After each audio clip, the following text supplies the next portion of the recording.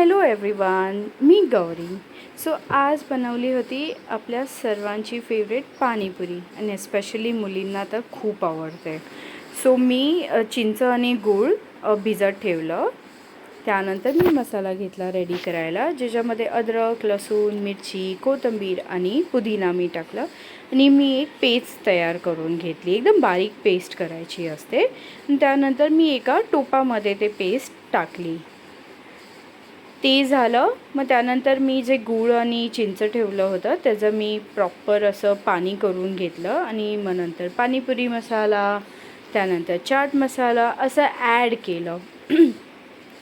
Add केल्यानंतर मी ते चांगलं मिश्रण हलवून घेतलं आणि मी पिंक सॉल्ट पण ॲड केलं.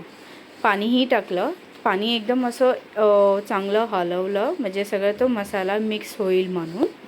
त्यानंतर बारीक चिरून कोरिएंडर आणि मी पुदिना चिरून ते पाण्यामध्ये टाकला आणि इथे आपली ग्रीन चटणी कम स्वीट चटणी, म्हणजे मी एकच पाणी रेडी केलेलं, आंबट तिखट गोड असं.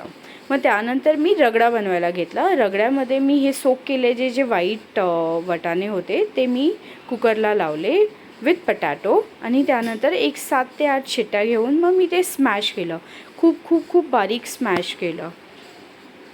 त्यानंतर हे स्मॅश करून झालं. मग मी फोडणीची तयारी केली. सेम मी म्हणजे कुकरमध्ये दिली क्लीन करून.